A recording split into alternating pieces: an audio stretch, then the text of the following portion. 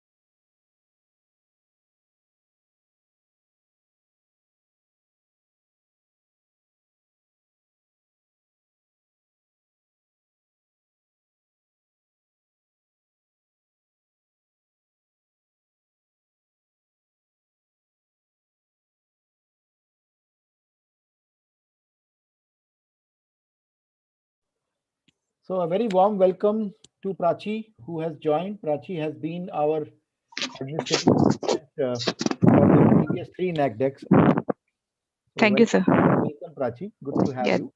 Thank you, sir. Okay, so friends, I think I'll I'll start by giving you a very brief intro. Before that, I would start recording. Okay, so good evening and welcome. As you are all aware, today we have a webinar session by Professor Bharat Govindarajan, who is an assistant professor at IIT Madras, Department of Aerospace Engineering. So Professor Govindarajan is an alumnus of IIT Madras for his undergraduate degree, and then University of Maryland, College Park for his MS and PhD. So he's interested in the aerodynamics of rotorcraft, design of aircraft, design of all kinds of exotic aerial vehicles. And we are very happy that he has agreed to our request to share his ideas and suggestions on providing you, the students of NACDAC, and all the others, guidelines for sizing of an intercity electrical vertical takeoff and landing aircraft. So the aim of this webinar is to get you started with the sizing procedure of this kind of vehicle based on the problem statement which has already been shared. And we will try to keep this webinar for about an hour's time. And after which, if there are questions which are generic in nature, remember that I have requested Professor Govindarajan not to answer any specific queries regarding the problem statement, because that is not the purpose. He will give you guidelines, but you have to apply those guidelines and apply them for your own problem statement. And we will also take up some questions regarding NACDEC that you may have. So without any further delay, Bharat, I hand over to you. Please go ahead. Sure. Thank you, Professor Rajkumar Pant. Thank you for the very kind introduction. And here I will speak about the guidelines for sizing of an intercity electric VTOL aircraft.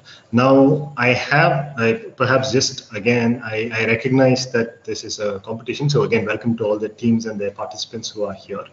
I have in some sense spoken, what do you say? I have used the RFP that you have been presented to sort of talk about what I think would be beneficial for you. Now, I will keep in mind that not to present something that is particular or would give any one team an advantage over the other. I've tried to keep it general, but I am going to use some of the specifications given to just perhaps the goal here is to maybe get you to think along certain directions which you might have missed or you have already thought about it, then that's fine. And I will go through some general sizing protocols, procedures, etc. So this is, are you able to see the next slide? Is it switching? Yes, no problem. Okay, thank you. Sure. So this is how I've outlined today's presentation. So what I'll do first is the NACTEC RFP. I'll just sort of quickly go through it. You're all familiar with it, I'm sure. But this, in some sense, is a refresher for me as well. But it also serves to sort of put the rest of this presentation in context and actually perhaps think about what you might have to do for this particular competition. Then I'll sort of go through an introduction about eVTOL. Why are we interested in eVTOL? Why is this space booming all of a sudden? Or has it always been there for a long time and we are just sort of coming to terms with it? I'll talk a little bit about sizing processes, which I will apply to very generic concepts, and I'll take a case study of a configuration I had studied a while ago, which I'm confident would not work well for your particular configuration, and I will end up with a sum. So let's begin with the RFP. So this is the mission objectives, and when we begin sizing, I will come to what is sizing, but as the word loosely says, we are trying to figure out the size of objects. So you have an aircraft has different components, the component has subcomponents, so on and so forth. You can start all the way from the aircraft and go down to, let's say, a bolt or a rivet. And each of these, figuring out the dimensions, figuring out their weights, their functionalities, sort of what we do in sizing as a whole, and conceptual design is trying to get an estimate out of very little information. However, you are given that you have to look for the, you have to listen to the voice of the customer. You given an RFP, you are expected to design something for an RFP. So the first thing that it says is you have an intercity air travel. So that itself should put into perspective a whole lot of objectives which you might think would be suitable for an intercity air travel. Right? So you can always think about what would you do if it was an intercity rail travel or bus travel or anything else, and why is air travel important, what are the challenges, and what exactly are we required to flush into these objectives. You're also, I'm picking all of this right from your RFP that is given, so these are sort of phrases that I just pulled from there. It says you have to be environmentally friendly, and so then you probably have to be thinking of a few ideas. What do you mean by environmentally friendly? Does it just mean reducing emissions? Are there other ideas or other ways that you can be environmentally friendly? What about, noise? Is having too much noise environmentally friendly, etc.? So how would your design affect it? Maybe that is something to consider. It is said that you are an electrical propulsion system is recommended, so that is sort of something that you will have to work with. It is also said that you will need to have the least possible ground infrastructure. I will come to why a ground infrastructure is important with respect to this, and we'll talk about that in a bit. Then there is the safety aspect, I think, which is sort of an underlying unwritten law. I think even if it wasn't stated explicitly, safety is perhaps something that you would consider quite heavily, considering you are transporting people. Because you just have to ask the question, if I design this vehicle, would I be comfortable going on it from city A to city B? And if the answer to that is maybe or a no, then perhaps then there is something else that needs to be addressed to bring about the confidence of the system. As always, the goal is to exceed customer expectations. I think this is just a standard procedure with the design. We have the set of requirements, but you would always want to find out, yes, you want to satisfy the requirements, and you would want to obviously go beyond that and give the customer something that they didn't know they wanted, but you're sort of saying, no, you actually need this. Here is an example that I thought was fun. This is the Terrafugia. It's a flying car concept, and you can look at it, and there are a whole lot of design features that you can take away from it. Obviously, one that stands out most is that it looks like it has folding wings. So over here, it's a little different because it has to work like an airplane. It also has to work like a car. And when you think about it, when you're driving on the road, you want it to function like the best car there ever is. When it's flying, you want it to be the best airplane there ever is. But you will realize that at the end of the day, it's only a compromise. And what compromises you make may sort of help, and what your choices are may help come up with the configuration, right? So this is a neat idea. I thought, since we're talking about air taxi, I just thought I'd take air and taxi to put it together. Look at mission requirements. So you have range, that's 500 kilometers. So you might immediately think of, okay, what can I do with the 500 kilometer range? Is there a unique business case that I can come up with? Is there a unique use case that I can come up with, etc.? You're given that crew and payload are sort of given to you. There are two modes that you can operate in. One is you carry passengers, so that's a pilot and 4 passengers. Or you can have a pilot, 4 passengers and half meter cube of cargo, or you can have a pilot and 1.5 meter cube of cargo, right? So you might have slightly different design procedures to make sure that you hit both of those requirements. Right. So the question you might want to ask is, do we have to have 2 separate vehicles that can do these, or do we have 1 vehicle that can do both? It's a choice, and one that you would probably have to justify to everyone. You're also given something about the mission. You're said that there is a cruise speed and a maximum speed. It's also mentioned that is the true airspeed, and so of 200 and 250. So whatever systems you design with must be capable of flying at these speeds. And of course, comes with that is how does the vehicle actually function if there are wind, there's a headwind, there's a tailwind, there's a crosswind, there's a gust, and maybe those are things that you will have to consider, and perhaps you will have to design for as well. The power plant, it says non-fossil fuel, so I think we're sort of it's quite clear in that sense what might be required. But then again, it says non-fossil fuel, so perhaps there is some scope to interpret what is being said.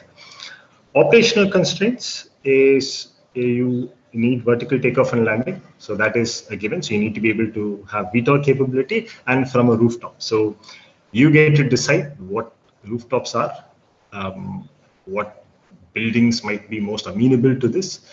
So all of that sort of comes into building your mission. And the reason I'm sort of stressing a little bit on this is one of the prerequisites for sizing is to know the mission requirements. Like, what do you expect it to achieve with the vehicle that you hope to design?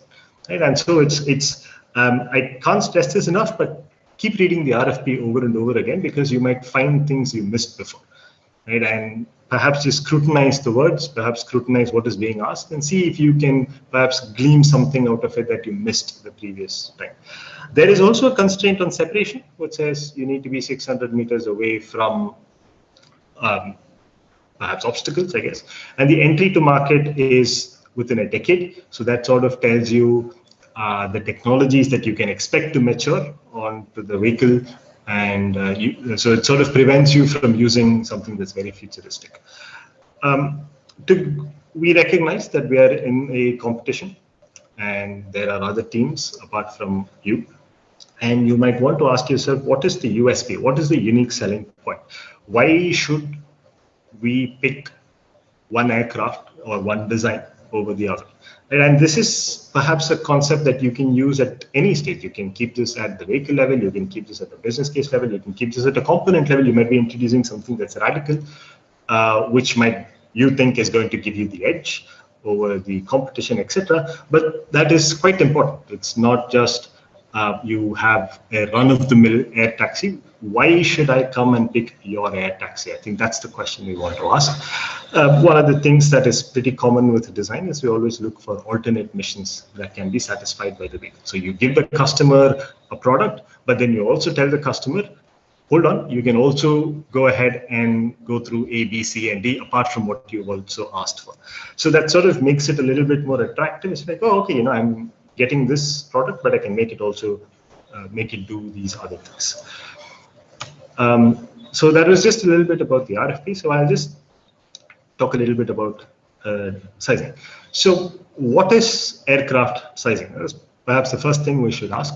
And I've said this, so it's arriving at the weights and geometry of various components and subcomponents of the system. System here could be your aircraft. Aircraft could be a system, or your aircraft fleet could be your system. Right? It is up to you to decide how much of this design is yours, how much you want to own, or you say, I'm focusing only on this, or I want to go through and perhaps look at the whole thing. In your specific case, it also states that you might be interested in looking at the design of external infrastructure, which is quite important if you're looking now and look at the the absorption of electric cars and electric vehicle technology. You will see that there's a whole lot of focus that goes towards infrastructure building, right? And these are things that you have done. If you have an electric vehicle, simplest question you would ask is, well, how far does this go? And once I get to that point, how do I charge this? And so if you're the person sort of giving out the product, then the onus falls on you to help the customer say, okay, here is how we can help you make sure that your journey is comfortable, or this vehicle actually serves the purpose, or you listen to the voice of the customer. It is an iterative process, which is what sizing is all about. And I have this sort of graph that I picked up from Rio. You've probably all seen it, but I figured I'd still go through it and put it within the context of this presentation. So you might start with initial requirements, which are probably given to you. You might go through and do something known as sizing studies and come up with an estimate of, say that this is how big my wing should be, how big my rotors or propellers or whatever else you have, your power plant, etc. And you come up with a design. And that would be your initial sizing, and that would be your initial concept.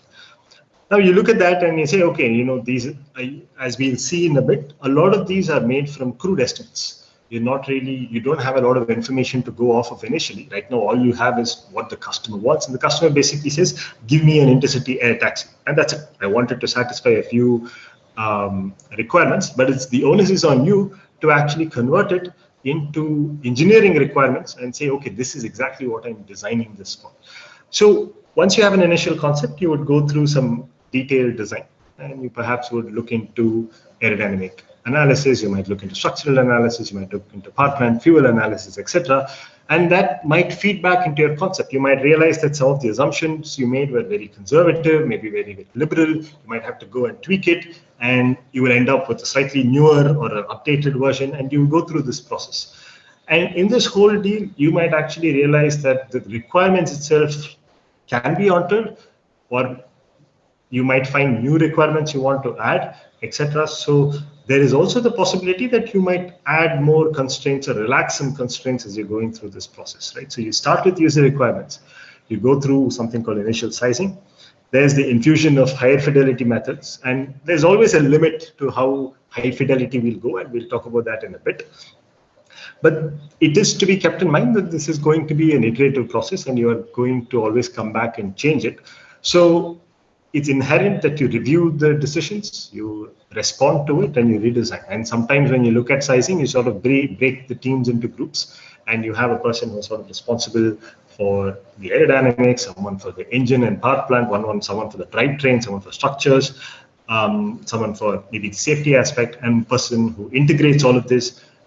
These roles can be fluid. They can be unique to a person. It depends. It depends on you. It depends on your team dynamics. But effectively, you all bounce off of each other and try to arrive at a self-consistent design that effectively satisfies all the requirements. So you start off with something that the customer wants, but you end up with an engineering product at the end, right? And so that is the whole nature of aircraft sizing. Let's quickly talk about this electric VTOL aircraft. So why are we interested in electric VTOL, and what's really happening? And if you look at the history of flight, and by history I only mean the last 20 years or so, you will realize that the design space is sort of expanded to include a whole host of new configurations. Till now, when you thought of you want hover capability, the image that sort of always popped in your head was a helicopter. Helicopters are efficient at staying in one spot in the air, and not really very efficient at doing a whole lot of things. But if you want something to hover, then the best we can do, perhaps a while ago, was the helicopter. And helicopter still, the single main rotor is still 95% of all the helicopters that exist in the world today. Right? And on the other spectrum, if you wanted to go really fast, you had airplanes. You had fixed wing aircraft. You could go supersonic. You could do a whole lot of things. So you wanted to stay in one spot, you had a configuration. You wanted to go really fast, you had another class of configurations. But all of a sudden, people want both. Right? You want to be able to do the best of both. So you want to hover efficiently, and you also want to fly fast. And this is a challenge, and that challenge is sort of what has led to this whole host of new configurations. And this is the mission or the requirement that has sort of come in. And you look at the engineering development that is driven by a few technologies. One is, of course, you have a whole host of lightweight electric motors, improved battery energy storage, and these are things that keep increasing day by day. We find new compounds, new chemicals that work to give you better energy densities on batteries, motors that are far more efficient than the previous generation, etc. When you look on the structure side, you have advancements in composites, and you combine that with low-cost manufacturing, and all of a sudden, the market is accessible to a whole lot more people, and everybody is willing to. There is now a way to actually try out their ideas and make it, sort of realize it. Look at the flight controls. We're getting better at understanding flight controls and their ability to handle failure. And failure is something that we will talk about a bit more. Right? And these improvements are applicable to eVTOLs, and we've seen a whole host of delivery drones. And on the right-hand side, a few examples: the A-Cube Vahana, the SureFlight, the Lilium Jet. The Lilium is actually a company that has also recently put out a bid for an air taxi. Perhaps I think it's 2025 or 35. I'm not sure, but I think it's 2025. So there is another person who's interested in coming into the air taxi market. But when you look at conceptual design challenges, which is what the goal here is, what is the problem? Why can't we really? We've been doing conceptual design for a while. Why is the difficulty existing now? The first point is something we already discussed. It's a balance of opposite ends of the spectrum. You need good hover and good cruise efficiency. And we see concepts that are driven largely by batteries and motors, which implies you have variable RPM. We're still trying to sort of fully grasp our idea of how variable RPM works. Can it actually be scaled to bigger and bigger vehicles, or do we need to go for something different? We're still not sure. Of course, there's a ton of research always being done in these fields, but some top-level points. How do you design to tolerate failure? Right?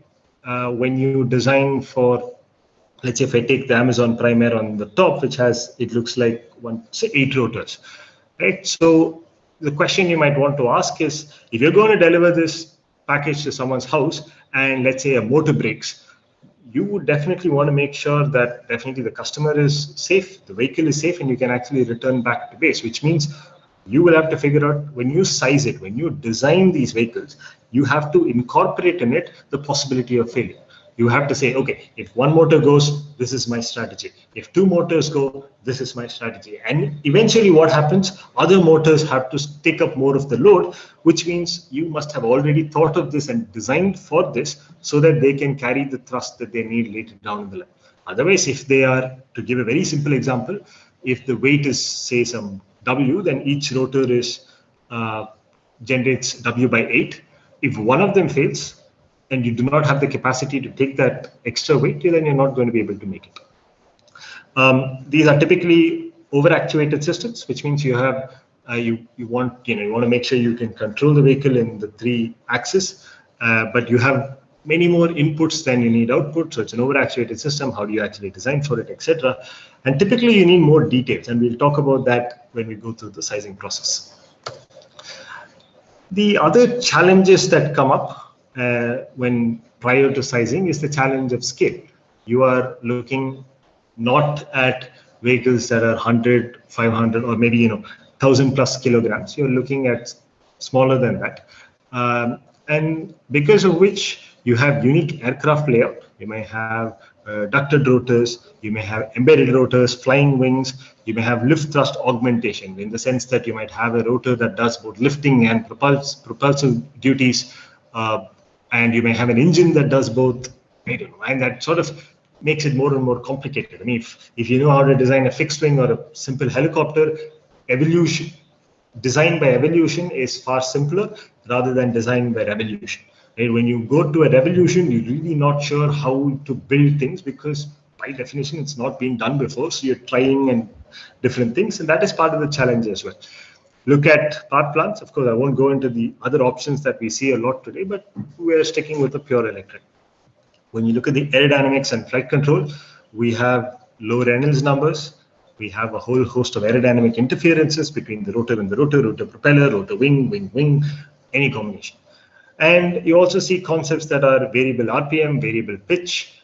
Of course, these are mechanisms that are implemented on helicopters and propellers, but bringing them to the scale and making it work in a system is still difficult. The biggest problem with sizing is actually figuring out the weight of the different components. If you build your vehicle, and part of your challenge is also to say, okay, here is my total vehicle weight, here is how much my airframe weighs, here is how much my wings weigh, my propellers, whatever other subsystems you have, my tail surfaces, engines, batteries, motors, whatever. Right? So traditionally at this stage, we rely on empirical fits. We say, okay, this is what I've seen being done in the past. I'm going to extrapolate it, interpolate it with some margin and say, okay, this is my guess for what this weight should be, because the technology is within range of what already exists, but that does not work here.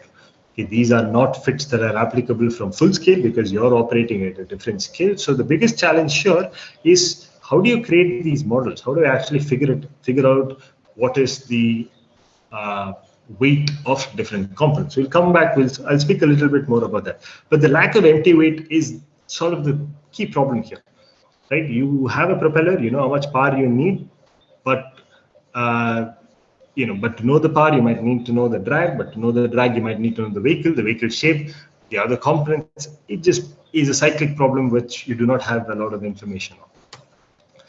Now, this is quite generic, but I will just this is more about the idea of how to go towards novel configurations. Typically, we build these things called sizing tools or sizing codes. That's where we are in the conceptual design. We typically use reduced order models, and if you're going for an unconventional design, we have some ad hoc tuning. Right? We introduce some factors and say, okay, I expect this technology to improve, so I'll scale this by 80% or some fits. Once you have a design, then you move to a higher fidelity analysis. Then you start doing aerodynamic analysis, structural analysis. Maybe you want to couple them. You try to extract the loads and the performance, whatnot. And once you have all that, you might then want to go and look at the flight control systems to do what you want the vehicle to do. And that will help you size different things. It will help you size the tail, or better size the tail, how much deflection you need, etc. And of course, if you have the luxury, we would like to put all of this in a flight simulator and actually check it, get some pilot feedback, go back and design it. Now, this is traditionally what happens in the design on an aircraft. That being said, this is a much longer duration. This can range anywhere between 6 months to around a couple of years. But the point I'm trying to get across here is the novel configurations, you might not have the luxury of doing this later. Right? So it's not always a linear process. The stages are interlinked.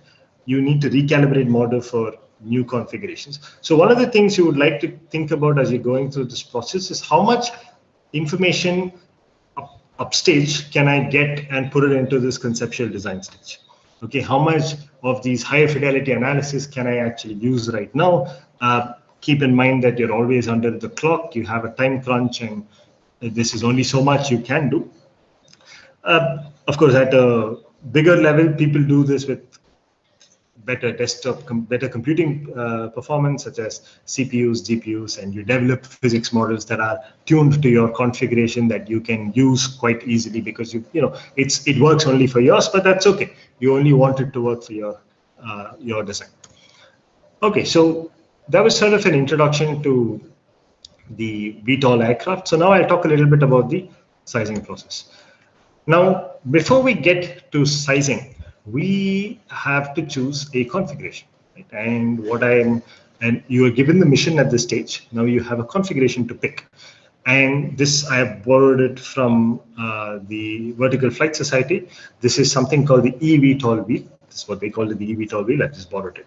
And these are many multi-rotor, multi-wing systems with a distributed propulsion drivetrain. And if you go around the circle, you will see a whole host of different configurations. You will see that you may find some similarities with them, but to the large extent, they're all quite different from each other. You might find some threads that are common, and that might get you thinking, okay, perhaps this is, maybe there is a reason they do this. But there are designs that are very different. For instance, the Volocopter in the bottom left has around 16 rotors, and you have, let's say on the very top, Airbus Vahana just has a tilt wing sort of a idea. And if you go around the inner ring, you will see that it's broken down into their propulsion mode. So tilt wing, tilt duct, no ducts, ducted, tilt rotor, etc. And you can further go down and you can get vector thrust, multi-rotor systems, lift plus cruise. So what do you say? Thrust and lift augmentation, etc. So the problem now actually comes to, how do you actually pick a configuration that works for you? How do you know which one would work best for eVTOL, intercity transport, right? So these are sampling of some concepts from the last decade. The question you need to ask is there a good reason to choose one over the other, right? Should I just pick something off the shelf? Maybe one of these concepts are already really good at being an electric air taxi. Maybe there are elements that you want to borrow. I don't know, but that's something you have to first look at. What is your configuration? When I talk configuration, I'm merely saying, how many wings do we want? Wings? How many wings do we want? Where do we place them? How many rotors or propellers do we want them? Where do we place them? How do we, is it a tilt rotor? Is it a tilt wing? Is it a tilt body? I'm not sure. And to do all of this, trade studies is what you need, right? You sort of need to compare. You have a common goal. You also might have to decide on what you think is a better, how do you determine configuration A is better than configuration B, right? So you need some metric to evaluate all those. And so we do trade studies to determine the most optimal configuration for the given mission. Okay, but this is just to show you that you have a wide variety of choices. And of course, by no means are these what exist. There are a lot more. And the whole idea here is perhaps you can come up with something that's even more radical than all of these, but that work better, right? The key idea here, we still want to make sure we satisfy the customer. We give the customer what they want, and we try to exceed expectations. Now, you have to pick a configuration. I have an example here. I will walk through this, but the thing is, there's something called an analytical hierarchy process. This is just one of many tools. This is just an example to sort of give you an idea as to how you can go for this. I picked it up from a previous study where the mission objective was to get a long-range VTOL medevac rescue helicopter, right? So you needed a vehicle that can go to a long-range, get injured people and bring them back to the safety of an air hospital, right? And it had to be VTOL. And if you're aware of, in the field of medicine and emergency, there's something called the golden hour, which basically states if you get a person to a hospital within the first hour of their injury, their chances of survival go up quite a bit. So you're trying to target that. So you want to, so that sort of is a driver for us to pick configurations. So the question we are asking is, what are the customer needs and what design choices are necessary, right? And there's something called AHP, one of many tools. Maybe there are similar tools, merely an example. It's a combination of objective and subjective. And the idea here is the team breaks away, each one brings in their opinion, and you try to find fault or try to say why your idea is better and why your idea should be given more weight. It's a healthy discussion, which is, I think, quite important to determine the for and against discussion for a given choice. So let me take the example at the bottom right here, right? And these numbers are from that study, and numbers really don't matter right now. So we basically said, I guess, the things we were interested. We wanted to look at cruise speed. We were interested in range, hover efficiency, vibration, useful load fraction, reliability, safety, cost, and pilot workload. So let me just take the first row. And the rows are the same as the columns, so it's sort of like a symmetric matrix. So if you take the first row, we're asking the question, how important is cruise speed compared to cruise speed, which is, I mean, they're the same, so that's a trivial one. Then we ask the question, how important is cruise speed compared to range? Now that's a discussion and that's a debate you need to have, and you have to decide for your mission, how important is cruise speed versus range. And if you determine, in this case, it was determined that they're both equally important. So we said, okay, they get one. So cruise speed is just as important as range. How important is cruise speed when compared to hover efficiency? Now it was given 3, which implied what? It's all these are, of course, these 1, 2, 3, 4, 5 are subjective numbers, and you decide how you, what 1 means, what 2 means, what 3 means. But basically you're saying that cruise speed was 3 times more important than hover efficiency, which means you will now start going towards concepts that don't do a very good job hovering, but they can fly fast. I mean, that was at least as far as this prioritization matrix really goes. Right, so you sort of have to go through this matrix. It's a discussion that you need to go through with the team to find out what is important. And when you do that, you get this, what we call an eigenvector here. It really doesn't matter. Higher the number, more important that value is. So cruise speed was 0.24, range is almost 0.24. So those two are very, very important. And it was felt that that's far more important than vibration. So you said, okay, vibration is something I will push down the line. If I go through a concept, if I go through a configuration where I think vibration is going to be an issue, but effectively I'm saying, if it gives me very good range and cruise speed, I will still go for it and figure out how to solve the vibrations problem later. Okay, so what we're trying to do is we're helping rank factors that are important for a particular design.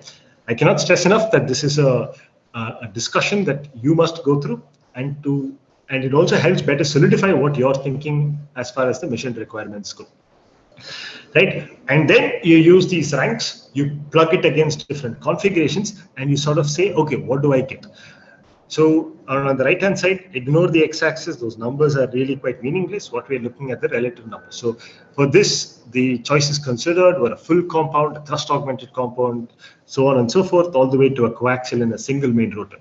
The single main rotor, so I guess the reason the single main rotor is there is you always want a baseline you're comfortable with.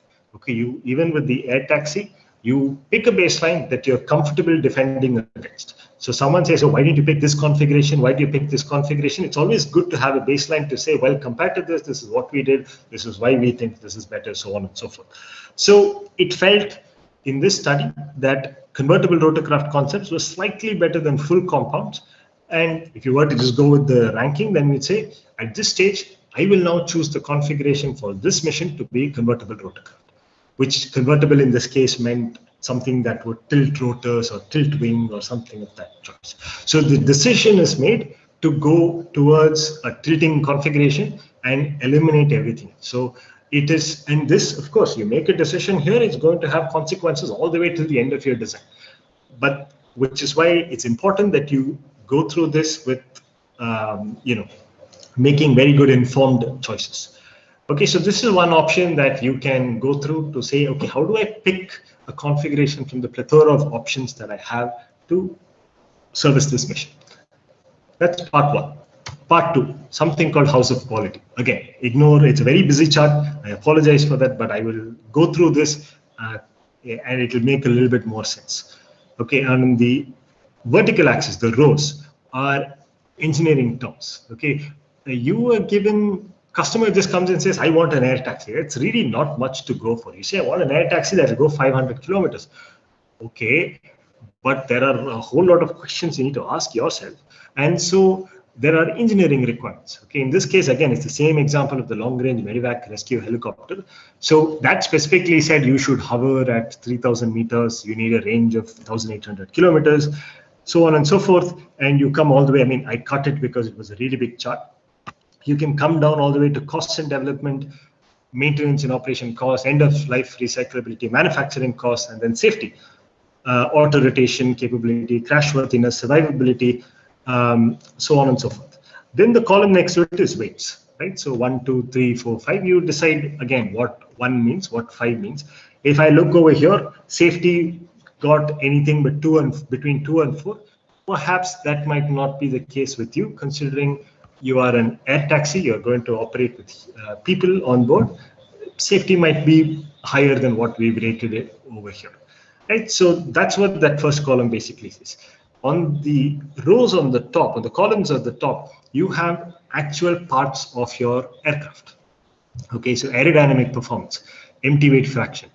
This was a rotor thing, so there was a hub design, there's a disc loading, there is a tip speed, wing design, blade design, fuselage drag, so on and so forth. Engine type, auxiliary fuel storage, avionics, you list everything.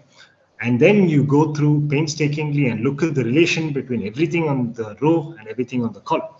And you rate it between 0, 1, and 2, or whatever you want. You can pick any scale, it doesn't matter.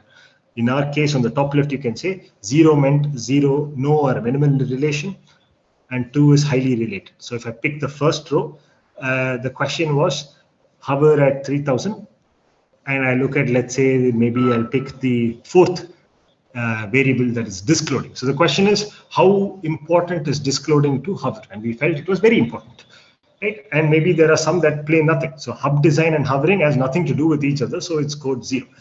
You go through all of this and you look at the last row of this house of quality, you're able to actually rank. And you now look at what's first 2, 3 ranks, and you see that the engine type. Now, all of a sudden, you have a very concrete direction to go into your design. Of course, it's based on this. Of course, it's based on some subjective evaluation, but you have a direction. It tells us for this, the most important thing we felt was important was the engine type, followed by the transmission design, followed by the avionics. It almost felt like those had the biggest impact on the success or failure of the mission. And that's what this sort of tells you. And now you go and say, okay, the mechanical configuration and the engine team can decide, okay, how do I actually, if engine type is important, should I look at piston, turbojet, turbofans, hybrid, what is important, what is not, etc. Right? So I'm just trying to take you through the process of saying, here are customer requirements. How do I translate that into a configuration? How do I take a configuration and translate that into parts of the configuration so that I can go ahead and create some design? So that's what these two steps were trying to get. Then we'll talk about the sizing process. I'll spend the next few minutes perhaps just going through this. So this is an iterative process, right? So on the left-hand side are things that you're given. So sizing parameters. So let's say if you've chosen a configuration and let's say it has wings, you might be interested in knowing what's the tips, what's the wing loading, what is the aspect ratio, etc. If you have a propeller, what's the radius, what's the tip speed, so on and so forth. You have some frozen assumptions, which are empirical data that you need.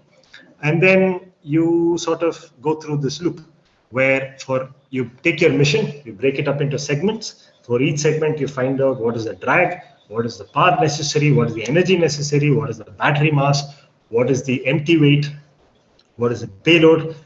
You of course start with an initial guess for the weight, and then you see if you're converged. If you're not, you keep cycling back and forth till you converge. And once you do that, you post-process, and the dashed line is quite rare, but in case you feel, oh no, I really need to go and change my requirements, then that's what happens there as well, right? So this is the basic sizing process. It's a very iterative process, right? So on the left-hand side, on the green box, you will change, okay, let me try it for this value of aspect ratio and wing loading. I'll try it for this, I'll try it for that. So you start creating parametric sweeps, and you will pick values that maybe in this case give you the least takeoff weight. Your payload is fixed. You know you want 1 pilot and 4 passengers. So your idea might be, I want to minimize my takeoff mass. Now, I probably won't spend too much time on this, but I'll just go through it. There are many components that you can go through, right? They are listed on the left-hand side. So rotor, propeller, fixed wing, empennage, airframe, drivetrain, transmission, so on and so forth.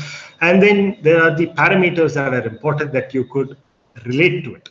So if you're talking rotors, you might want to know the radius, you might want to know the aspect ratio, the number of blades, its location, etc. You can find one for each of these components.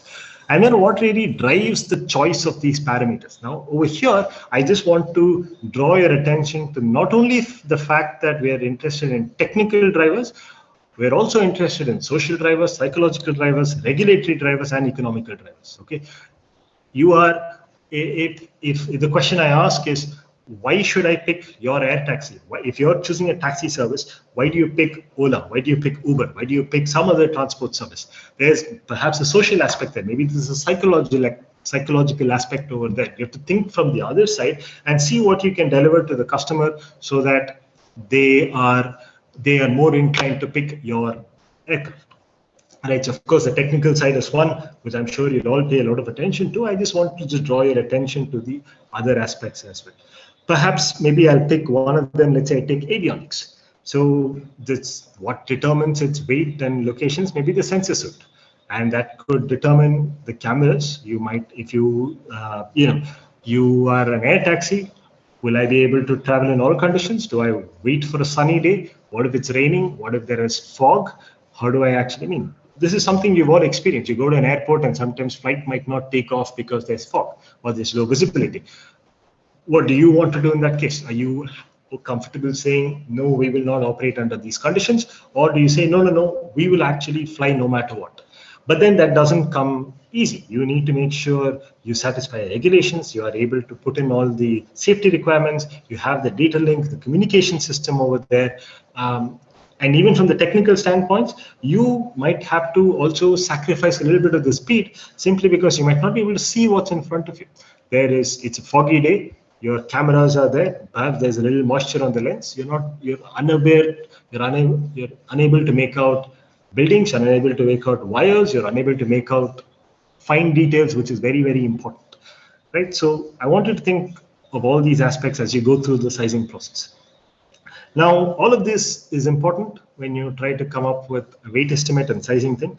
There are other aspects which you should consider. So the third last row, nuts, bolts, wires, these are known unknowns. I know they are on an airplane. I do not have enough information to put them right now, but I know it should be included. How do I do it? Perhaps I just add it as a fraction of the empty weight. Now there is the other category of unknown unknowns. I don't even know what I am missing. Right? There are things you know you should include. There are things you know you should include, but you're not sure how you should include. And there are things you don't even know you're yet to include. And this is typical in a design process. The customer requirement might change. You yourself might realize that some of the estimates earlier on may not pan out, or all of a sudden your design is such that in order to satisfy the requirements, you might have to put on an extra motor or an extra camera here. Where do you account for this? That needs to be done right now at the sizing conceptual design stage. How do you do it? Perhaps a fraction of the empty weight. And specifically in your case, the ground infrastructure, right? You also need to, you also need to put together think about landing zone, ground control systems, charging infrastructure. You are trying to operate as a business. You might want to consider last mile connectivity. How do I load and unload? How do people get on and get off? What is the experience they have as they go through your through your organization, through your fleet.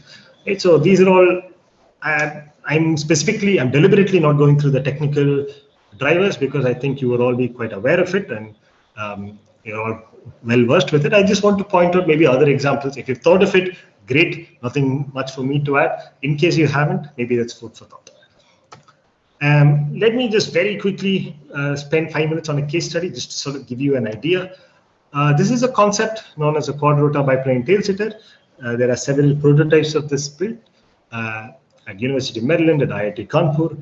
It effectively looks like a quad-rotor and it has wings on two sides. So the whole idea is it takes off like a helicopter, but then it's a tilt body design. So it completely tilts 90 degrees and flies forward like a biplane design. It's a tilt body design, so I don't think you would want to use it for air taxi simply because that would mean you would tilt the passengers by 90 degrees, which is quite uncomfortable to say the least.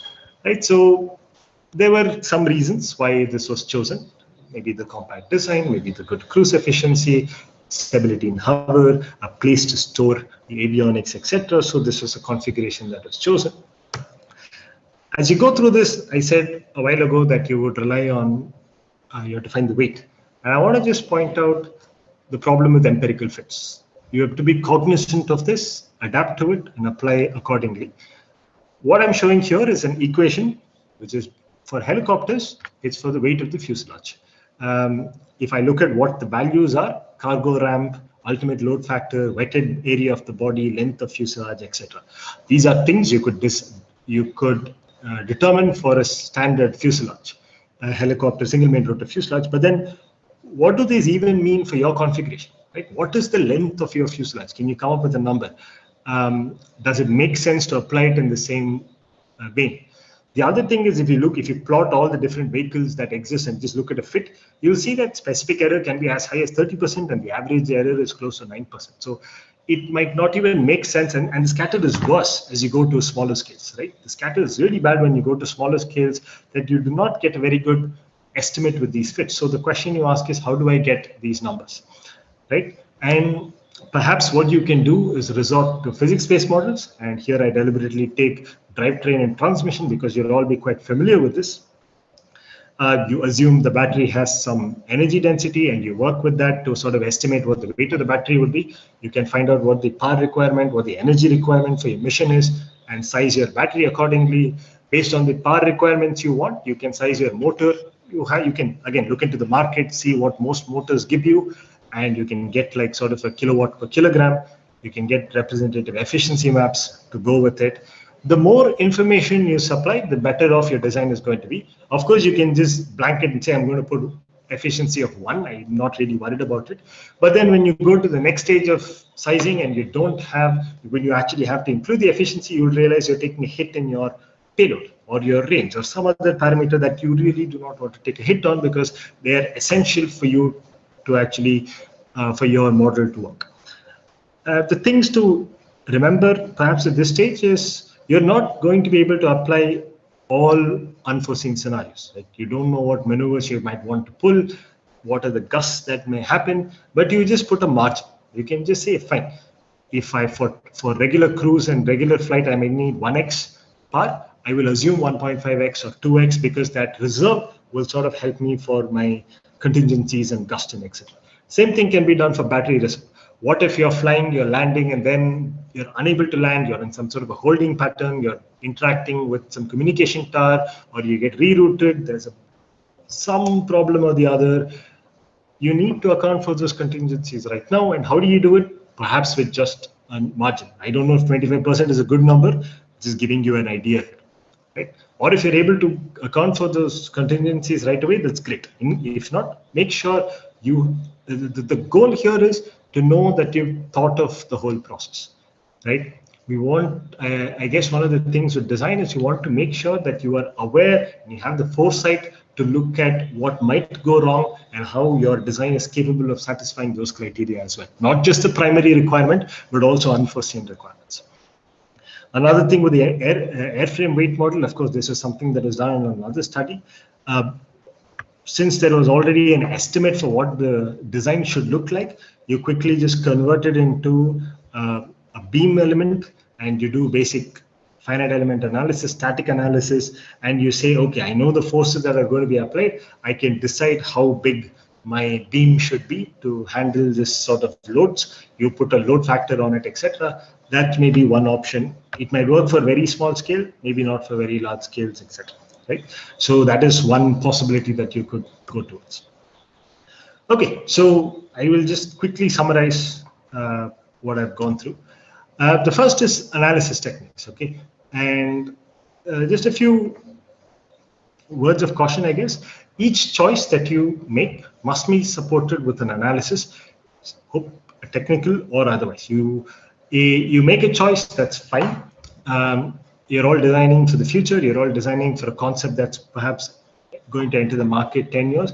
A lot of things changes. A lot of things change in the next decade. But the choices you make now should be supported by some analysis. You say, okay, we thought of A, B, C, and we sort of said between this, we've decided to go for this. That is important. The fact that you've thought through the entire sequence of operations, you've thought through all the scenarios and say, okay, this is why we would like to go with this specific configuration. You might say, well, we recognize this solution might not be the optimal in terms of structural or power plant or aerodynamic, but we are putting it in place because we think this is very important for intercity air taxi. Okay, then you have sensitivity analysis. You make a choice. You always want to know, am I at the optimum? Is there something I can work with? Can I do something different? So sensitivity analysis is always important, especially of key technologies. Suppose you realize that battery weight is the biggest driver. You build your vehicle and you realize that 50% is battery. I don't think it might be, but maybe it will be. If 50% is battery, that's a lot of battery to carry on your vehicle. Then you might want to see, okay, maybe I assume this battery density. What will happen if I change it? Of course, you make it better, you're going to get a lesser weight, but you have to balance it against, is it realizable? You have to prove and you have to convince the people going, evaluating that these choices make sense. Otherwise, you choose a very optimistic value that is not realizable, then perhaps it's not viewed as favorable, right? So there are some examples I've given. You yourself might have confusions. You might not be sure. Do I want 4 rotors? Do I want 4 wings, 2 wings? I don't know. And perhaps the best way to do is put both of those configurations through, see which one gives you a better answer, and go with it. I do want to perhaps point out that when we think of aerodynamic analysis, it's almost exciting to say, let's do CFD analysis. I work on CFD, so I'm quite comfortable telling you that you should not always do CFD, because you have to see what it gives you, right? You're looking at an entire design chain, which has a lot of elements. Each element has its own levels of uncertainty in it. And you spend a lot of time and effort in a very high, very detailed analysis. Sure, you will get an answer. The answer will feed back into your design. Everything is fine. There's no problem. But that might be, let's say, of an error which is much, much, much smaller than everything else. So what does it really do? You have 2 blocks. One block is 10% error. One block is 0.1% error. It doesn't matter how much you refine the 0.1% error. You need to focus on the 10% error block. You need to find a way to bring down that uncertainty. So I'm just saying that keep thinking of cost-effective and time-effective techniques, because I say this simply because you're going through a competition. Just recognize that most models anyway have a high error, and play the game accordingly. Finally, I will just end up on this. Again, it is something I said in the very first slide, but I will bring it back. It comes down to unique selling point. Okay, so why must someone choose your air taxi service? Is it the route? Is it the cost? Is it the safety? Is it the design? Is it there an attractive scheme? I'm not sure. And it is up to you to decide what you want to sell. But recognize that there are other people in the market who might have the same basic specs that you have. The product is going to be the same, but the experience can be different. I mean, this is an easy example: is you fly on an aircraft, you have economy class all the way to business class. The airplane takes everybody from point A to point B. That is the same. But it matters. It matters what sort of experience you want to have. You are excited when you get upgraded. You are complaining in the economy because you don't have seat space, or the aisle, or there isn't enough armrest space, etc. Right? So the experience can be different. So it's perhaps something to think about. The aircraft is a single touch point, but it facilitates the trip. Therefore, it's worthwhile looking at the infrastructure around it, which has been also alluded to you in the RFP. So again, please do go through the RFP as a whole. Finally, it is a competition. So going through the optional tasks may give you the edge, right? So of course, entirely your decisions. There are certain mandatory tasks. There are certain tasks that are optional. But the more you're able to come up with a holistic solution, I think the better positioned you would be to go through this competition, right? So with that, I think I've taken up quite a bit of your time. I just want to put out some acknowledgements. Thank you again to Professor Pant for giving me the opportunity to participate and actually get this opportunity to talk to all of you on this topic. It's been very exciting.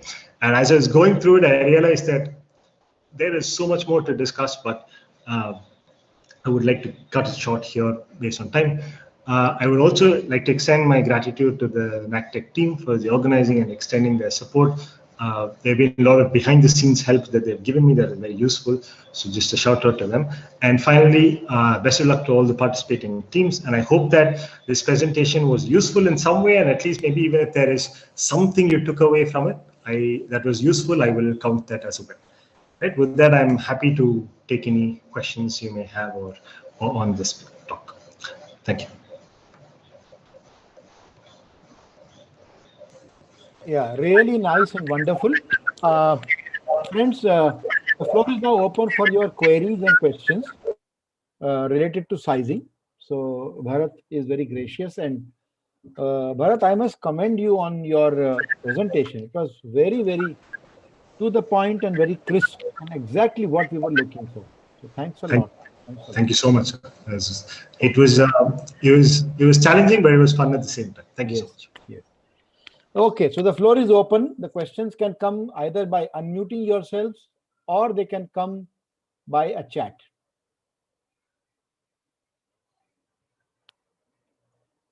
Yeah, so Vishnu has raised the hand. Vishnu, go ahead. You can. I'll just unmute you. Yes, sir. Hi, Yes, sir. go ahead. Yes, Sir, I have Vishnu. a small doubt in the physics-based models.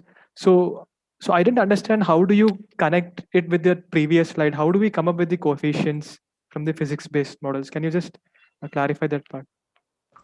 Sure. So I will tell you what is being generally done in these regards. So the problem is we need to get better estimates of the weight, right? And you typically rely on empirical fits, which are based on production vehicles. So you have 100 aircraft out there, you just start plotting all of them and you get a nice line. And if yours falls anywhere there, you're quite happy. The problem here is you don't have such data. So the physics way, there are two ways to go through. So let's say if I take an aerodynamic analysis, you might want to find out the lift produced, and you might want to find out what can, or perhaps let me just take the example of the weight because it's there and you're aware of it. Right? So I want to find out the airframe weight.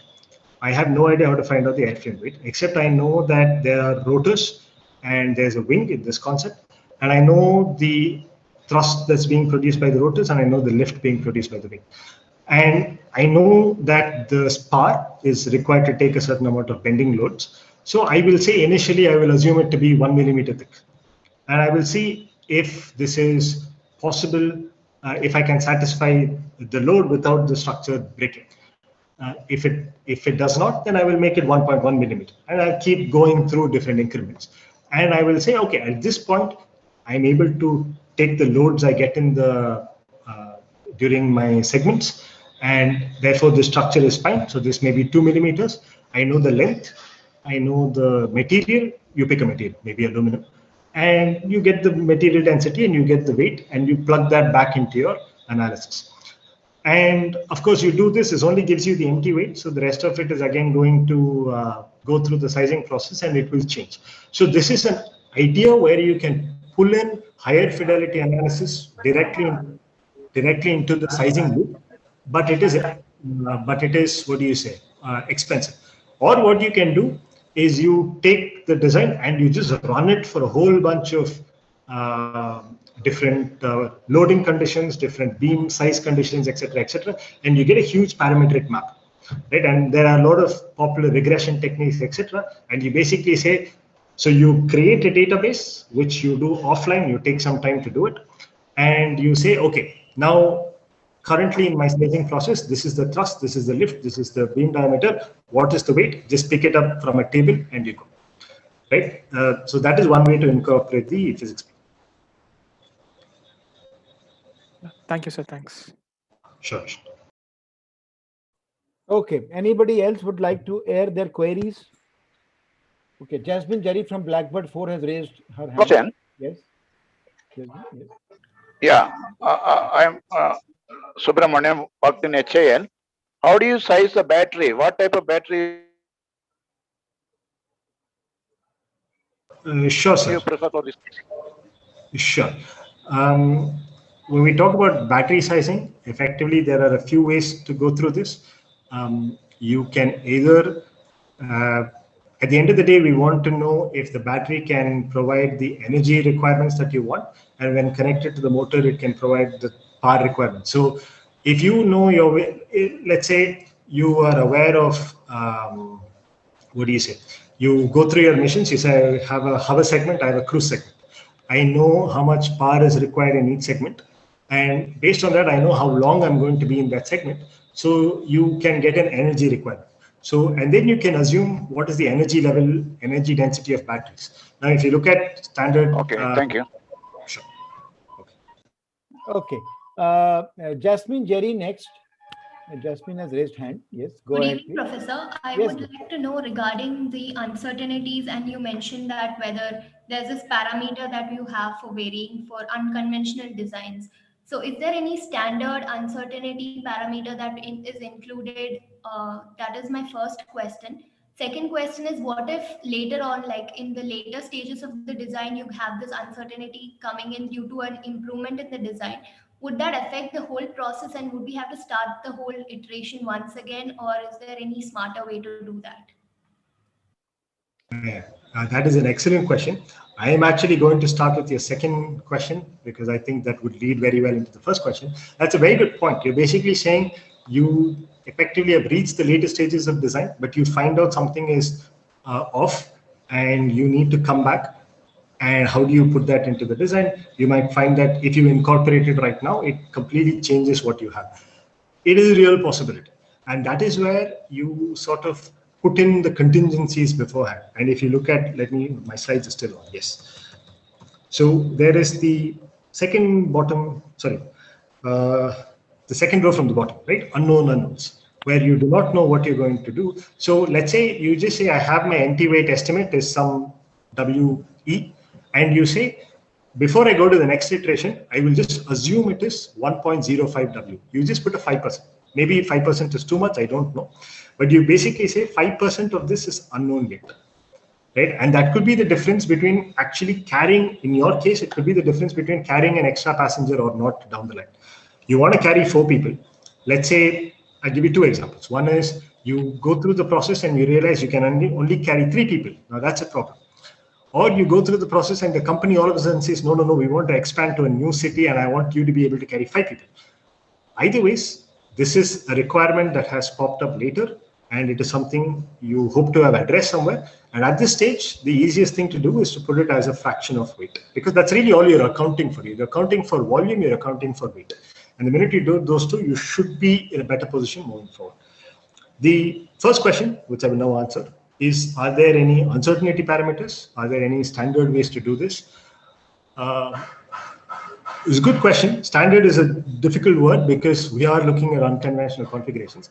That being said, what is typically done is when you look at weight fractions and you say, okay, here is airframe weight, here is rotor weight, here is battery weight, they typically put a technology factor in front of it, just a multiplying factor. And it could be anything from, say, 0.9 to 1.1, which means that if it's 0.9, you basically say that I expect by the time this comes out, I am going to be more optimistic than, let's say, if I just taking the battery energy example again, if I say 160 watt-hour per kilogram is now, I assume in 10 years, I'll be able to get 200 or 250. I don't know what the number is, but you can pick it. So that's one way. Or you can say, I'm not sure of this. I'm doing something new, and this estimate is something I'm not comfortable with. So you may say 1.1 times that, because later on in the design, you might say, I'm glad I have this extra margin to account for this updated design. Yes, thank you. Thank you, sir. Sure. Okay, thank you. Next, Dr. Pankaj Priyadarshi from ISRO. You can ask your question, Pankaj. Good evening. It was a very nice talk. And just wanted to understand the difference between that AHP and the House of Quality. What I at least understood was that House of Quality will rank the things which are very important, whereas AHP is kind of giving a direction, a kind of an icon vector, very nicely put. How do you make use of a direction really among subjective parameters which are important? I was wondering that House of Quality, at least you say, okay, I am picking up this particular region, which, I'll put more resources in this to address it. That's how. How do you make use of that AHP? Sure, sir. Thank you very much. So before I directly answer your question, I just want to point out that these tools, to the best of my understanding, are used in general any design level. So you could use AHP not just for a general direction vector, but for something later on as well. But I will switch back to the examples that I picked here. So the AHP, so the problem we start is you have a mission, but what do I choose? Is an airplane actually the best answer? Is a bicycle a better answer? Is a train a better answer? Or if you take within airplanes, it's a whole class. And is it, if I say helicopters, is it a single main rotor, compound? if I take airplane, supersonic, subsonic, etc., etc. One way is design everything and make a very good informed decision. But unfortunately, I think no project gives us the luxury to say, go for it. So the question is, how else can we do it? And that's where this AHP sort of comes in, which gives you some sort of an objective way to do it, which is where the metric and the ranking and whatnot. But the numbers you put in there are definitely subjective. And in the past, what happens is the people who sit around the table and try to discuss what these numbers should be are people who are, I mean, this is typically done by design teams. So they are people who've already studied and they're very aware of the pros and cons of the different concepts. They look, for instance, you might very quickly discard the idea that a supersonic transport is not what is best for this RFP, right? It almost makes immediate sense that you're not looking for a supersonic transport. But what if we bring it a little closer and say, what of different subsonics? And if I say so that is where the sort of AHP sort of gives you an edge. It is in a way to save time, in a way to give you some direction. But I will stress upon the fact that it is important that the people making the choices are informed, because otherwise you're stuck with a configuration that later on you decide, I have no idea what to do. The second house of quality is in the way it was applied is within a configuration, where do I focus? Do I really care about the rotor system, or do I not care at all? Or it's in a very rough way, a sensitivity analysis, but one that is based on the experience of the people. So there is perhaps some caution to be exercised in all these methods because they are subjective. But if nothing else, it gives, speaking within the context of this competition, it gives the people a good reason to choose or not choose or make a choice. And perhaps with a more experienced team, it would be, when I say experience, I'm merely just saying national organizations where people are doing this as a day, bread and butter. So over there, these are decisions that will have an impact for the next 10 years. And that is perhaps how, and maybe it is entirely possible that we really don't need to pay so much attention to the aerodynamics, because we really need to focus on the powertrain. Maybe 5 years down the line, when battery technology catches up and everything is good, all of a sudden the balance has shifted and we say, oh, let's actually start paying more attention. And if you redo this house of quality, those numbers might be different. I don't know if I've answered your question, sir, but hopefully I've meandered in the right direction. No, thank you. Thank you so much. Okay, so next is Pradeep Badave. Pradeep, you can ask your question now.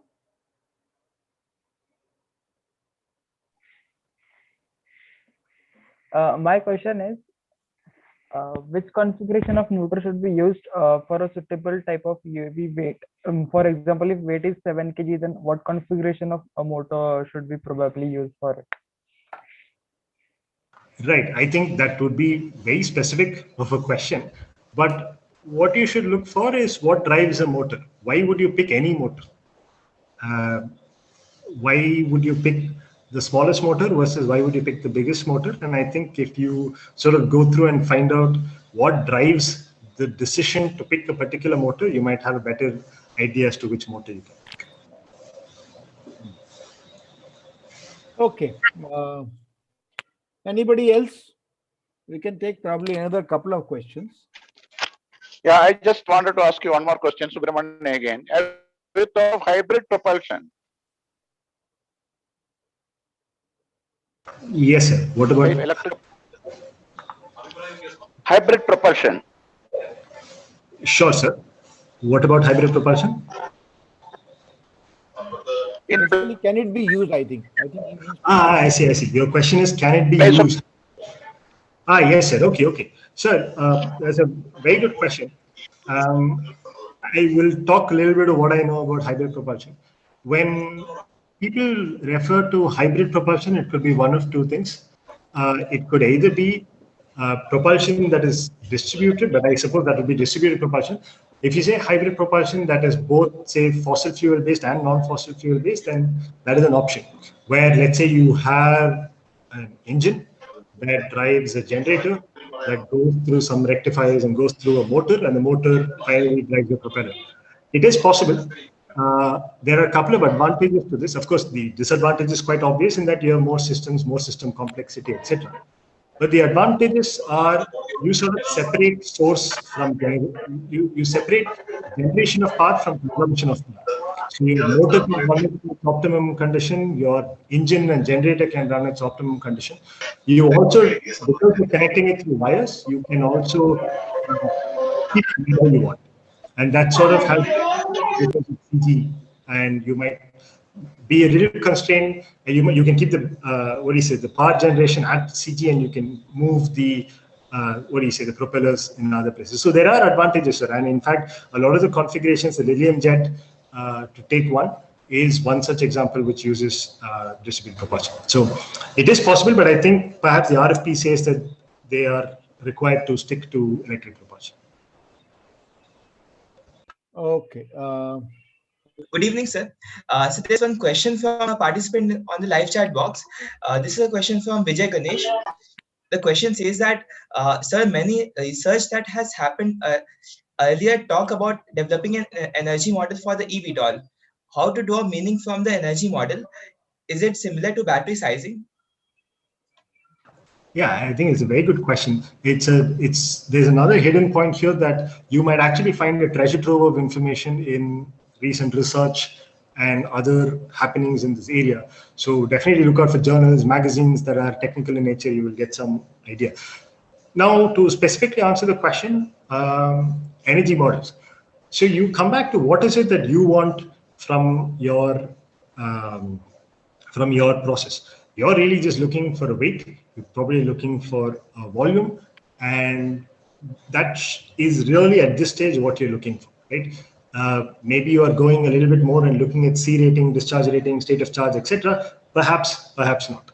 But based on what it is that you're looking for, if these energy models, it depends on what energy models they are. Are they energy models of the battery as the life of the battery progresses, or are these energy models that talk about what happens to the energy from a cell level to a pack level? Not sure. But regardless, you can, I suppose what you're looking for in some sense has to be, if I tell you that this segment requires so much power, this motor needs to supply so much power, I need to supply so much energy to the motor, is there a way I can pick up the weight of the battery? If those questions can be answered, then perhaps the study is useful in your context. Thank you, sir. Okay, thank you. Right. So we can take a couple of more questions, and then we'll have to slowly start winding up. So Bharat has been up for more than an hour and 15 minutes now. But students, this is a chance for you to ask your queries from someone who has done sizing for some aircraft work. So this is your chance. Okay, we are open to queries. And after that, I will open up the floor for other queries that you may have related to the competition, not to the sizing, but to the competition. Okay. So feel free. This seminar has been created essentially for you. For students. Okay, I just wanted to ask you, matching the propeller and the motor is a very involved process, or you have done it on some thumb rule based. The torque requirement the propeller generates and the power the motor drawn, there is a relationship. Your graphs are very clearly showing that. How could you arrive at the design points? Can you just answer this question? Sure, sir. Can you show those graphs, Bharat? Can you just show those graphs so that we can see the relevance? You had those graphs. 1 second, sir. I'm trying to figure out what is it. I don't. These are the only. I think this one, the where you show torque versus torque versus speed. This. Okay. That's what. Sure, sir. Yeah, this is fine. So I think the question is, how do you match propeller? Same graph. Yeah. Sure. The question is, how do you match propeller and motors to work with each other?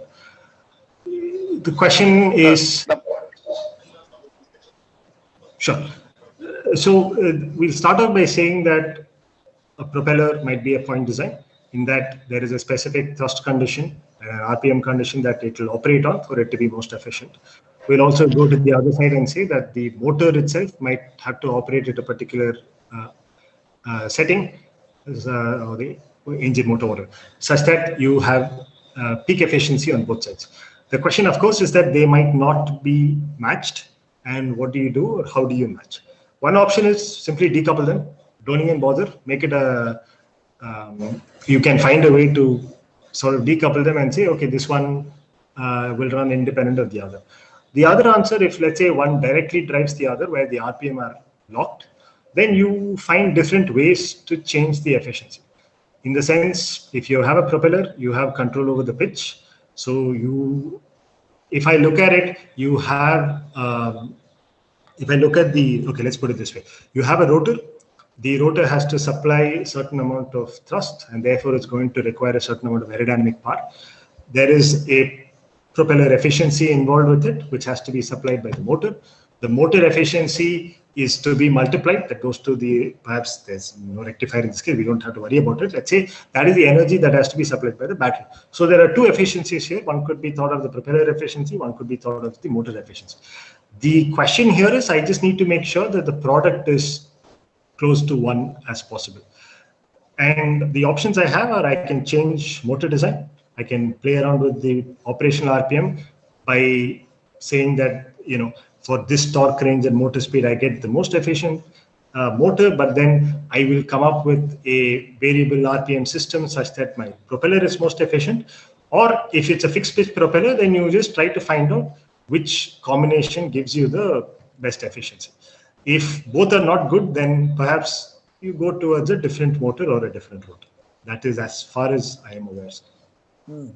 So I think the question also was, how did you get these maps, this efficiency map that you have shown? Okay. So this is from a MRAX 228 motor that's available online. Okay. So this is a one specific product. I just picked up their efficiency map. All right. All right. Okay. So this is an actual data for a particular motor. Yes. Yeah. Just as an example. Yeah. All right, friends. 2019. If there are no more questions, then I think we'll have to wind up the session. But don't hesitate. This is something for you. So if you ask questions, you will benefit, and so will other people also.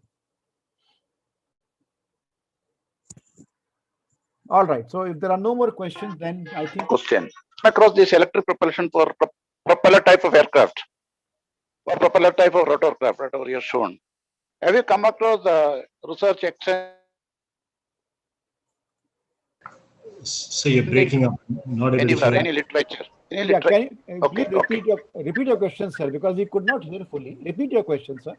Okay, I'll ask again. Okay. Yeah.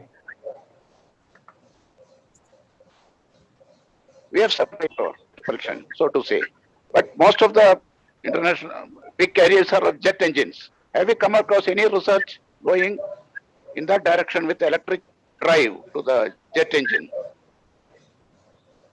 With an electric drive to the jet engine? No, sir. I have not come across, personally, not come across any, sir. Yes, sir. Okay. Okay. Thank you, Professor. All right. There is a question from Raman Verma. His question is that why do we choose liftoff at 50% throttle? And also there is, and can we choose liftoff at 75% throttle? Sure. This is with, I suppose, with respect to, I assume this might, when you say liftoff, so this is takeoff with 50% throttle. Can you choose 75% throttle? Is that the question? Okay, let me, okay, sure. I think this may be a general design question on engine sizing. I will go with what I think is the right answer. So when you size the engines, there are a few requirements. You obviously want to make sure your engine is as light as possible and it can provide the thrust it wants. So the thrust to weight ratio should be as high as possible, right? That being said, you might, if you look at where you might need the most amount of power, it is typically during takeoff.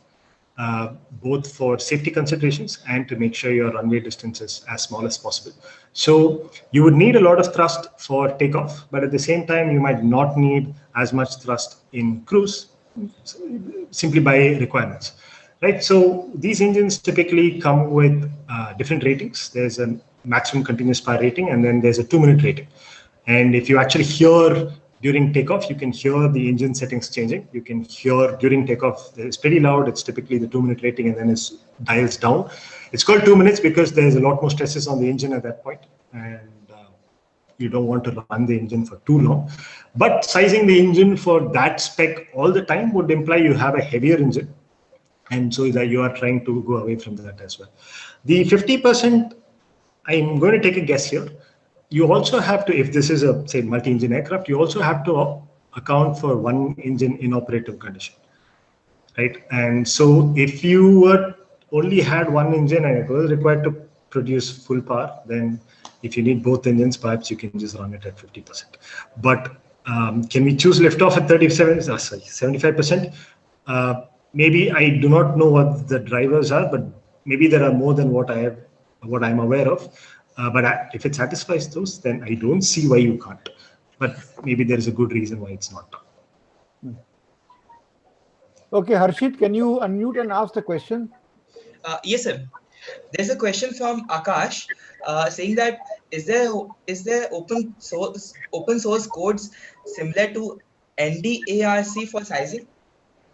Yeah, it's a good question. So NDARC is a NASA developed code for rotorcraft sizing. There's no open source code. We've been developing this for there's a tool we've been developing called Hydra for the last 5 years or so. It also does rotorcraft sizing, but I don't think there are any open source codes. You could try, you could try OpenVSP. It's not a sizing code. It is, what do you say? You can evaluate your concepts, but NDARC should be able to also do what it is that you require, whatever it is you require. But I am unaware of any other open source codes. Okay, Harshit. Okay, thank you, sir. Question, right? There's another question from Vijay Ganesh in the YouTube live chat box. The question says that, sir, can you please emphasize about energy model again? Meaning, can you please explain what an energy model comprise? Does it include the motor as well? Yeah, so the short answer to that is I'm not sure. The longer answer is I assume it's a model that sort of tells you, so when you say energy model, I'm not sure what that is. It could be the energy, like I said, they could be referring to a few things. But at the end of it, we're looking to try to get a clear distinction between what is the input and what is the output. The output typically would be the amount of either energy you get or the weight. You basically say, I want this much energy, I need this much weight of battery, or I say I have a battery with these specifications that weigh so much, this is how much energy I get. It could also go a little bit more into the specs such as the current draw, etc., but I'm not sure what is emphasized in this specific energy model. But that is the basic idea. Okay. So, Okay, Bharat, I have sent a message to everyone that last two questions. There is a question from a student called Divyansh Prakash on whether this PPT can be shared. Actually, there is no need because the video will be available to you on the YouTube and also on our channel. So you can always watch this presentation whenever you have time at your leisure. No need to worry about the presentation. I'm sorry, I'm answering on your behalf, but so that was going to be my answer. Correct. It's available, so they should be able to see it at any leisure, at their leisure. Okay, and any other question? The last question before we wind up. It's already 8:25 and it has been a long day. It's a Friday. Everybody would like to break off. But I'm very happy that students have come forward with their queries. So if there are no more queries, then I think I will formally thank Bharat for a very interesting presentation. Okay, one student called Pushkin has raised the hand. Maybe we'll take that as the last question. Pushkin, please go ahead and ask your question. Good evening, sir. Yeah. My question is that how can we calculate power required from the battery for the avionics system? like how much battery do we require? That calculations, how can we do? That's actually a very good question. Two options. One is just put a factor and hope that it will give you the energy you want. Two, which actually might work better in your cases, is since you are going to specifically design an air taxi, you will know what sort of systems you want in place. You might want some sensor suites, you might want a camera, a couple of collision detection systems, etc. And you can, you have a lot of specs that are available on the net. You can find out what their energy requirements are, what their power requirements are. You can pick some number, reasonable number. But I would always say be on the safer side, at least with avionics, because they are effectively, the way avionics usually seeps in is more in the cost, and at the conceptual design stage, lesser in the weight or energy. So you can be a little bit more generous in the energy and you should be okay. If you are building a cost model, then the avionics suite is actually going to take a pretty hefty chunk of your total now. That's really true. Avionics tends to get costly with the time. All right, okay. So Bharat, this is a wonderful session. And before I formally close the session, I would like to request all the participants, all the team members to tell us what kind of webinar you would like us to arrange, which topics should we address in the next webinar. That will help you. You have a NACDAC email address, as all of you know. Please send your messages on that, and that will help us to plan your webinar, the next webinar easily. Okay. So with that, I am very thankful to Bharat for taking out time and effort, so much of effort, and to educate us about the general procedure to be used for sizing and giving us such nice guidelines. And we look forward to associating with you, Bharat, again in the future on NACDAC. And with this, I would like to formally announce the closure of this webinar. Okay. Thank you, Bharat. Thank you so much, Arun. Thank you, everyone, for listening. Hopefully, yes, there's some very good evening to everyone. Have a nice weekend. Thanks a lot. Thank you.